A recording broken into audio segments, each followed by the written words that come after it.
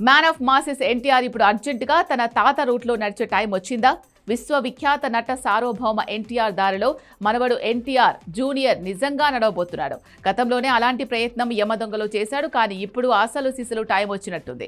పౌరాణికాల్లో మెరవాలన్న తన కలన్ని నిజం చేసే స్క్రిప్ట్ ఇంతవరకు తనకి దొరకలేదు. చైల్డ్ ఆర్టిస్ట్గా రాముడి అవతారం వేసిన ఎన్టీఆర్ యమదొంగలోనే యముడిగా కనిపించాడు. ఇప్పుడు ఈ మోడర్న్ జనరేషన్లో సడన్ గా మైథాలజీ ఎంచుకోవడానికి కారణం కూడా తాత దారిలో నడవాలి అన్న కలే. దానవీర సూరకన్న లాంటి సినిమా చేయాలని ఎన్టీఆర్కి ఉన్నా అలాంటి ప్రాజెక్ట్ రెడీ చేసే దర్శకుడు ఎక్కడా? లక్కీగా త్రివిక్రమ్ ప్లాన్ చేసిన గాడ్ ఆఫ్ వార్తో తన కళ నెరవేరేలా ఉంది.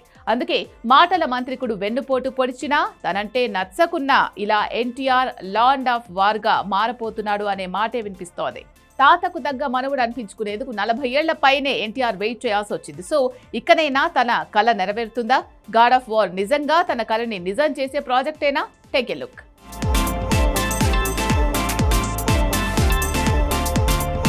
విశ్వవిఖ్యాత నట సార్వభౌమ దివంగత నేత ఎన్టీఆర్ అంటే నాయకుడిగానే కాదు, నటుడిగా ఒక చరిత్ర. ఆ స్థాయికి ఎదగడానికి తన వారసుల్లో ఒకడు బాలయ్య ఎంతో కష్టపడితే ఇక మనవడిగా ఎన్టీఆర్ పరిస్థితి ఏంటి? నిజానికి తాత పోలికలతో పుట్టడమే కాదు, అలా పర్ఫార్మెన్స్తో దూసుకెళ్లటం ఎన్టీఆర్కి దక్కిన వరం. కానీ తాతలా తను పౌరాణికాలకు కింగ్ అనిపించుకోలేకపోయాడు.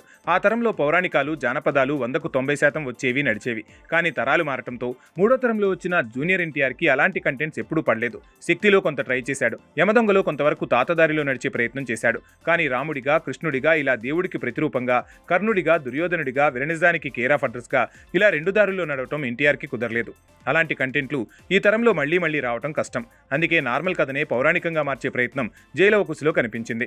అందులో తను రావణుడి ప్రతిరూపంగా కనిపించే ప్రయత్నం చేశాడు, నెగిటివ్ షేడ్స్ చూపించాడు. అయితే తాతకు తగ్గ మనవడు అనిపించుకోవాలంటే ఎన్టీఆర్ స్థాయిలో కాకపోయినా అందులో కొంతవరకైనా రీచ్ అవ్వాలి. అందుకోసం పౌరాణికాలు, జానపద సినిమాలు పడాలి, అలాంటి కథలు దొరకాలి. అందుకే త్రివిక్రమ్ చెప్పిన మైథలాజికల్ మూవీ గాడ్ ఆఫ్ వార్కి ఒప్పుకున్నాడు. గతంలో తనతే క్రియేటివ్ డిఫరెన్స్ వచ్చినా లైట్ తీసుకున్నాడు. బన్నీ కాంపౌండ్కి త్రివిక్రమ్ చేరాడన్న ప్రచారం జరిగినా మాటల మాంత్రికుడిని తను క్షమించి మళ్లీ ఆఫర్ ఇచ్చాడని కూడా ప్రచారం జరుగుతుంది. కేవలం మైథలాజికల్ మూవీలు చేయాలనే కాదు, గతంలో కూడా కొందరిని ఇలానే ఫర్గ్యూ చేసిన సందర్భాలున్నాయంటున్నారు. ఏది ఏమైనా గాడ్ ఆఫ్ వార్ కథ మాత్రం తాతకు తగ్గ మనవడు అనిపించుకునేంత మైథలాజికల్ కంటెంట్తో రాబోతోంది. అందుకే అల్లు అర్జున్ వద్దనుకున్న త్రివిక్రమ్ వెంట మళ్లీ పడేలా చేస్తుందనే ప్రచారం జరుగుతోంది.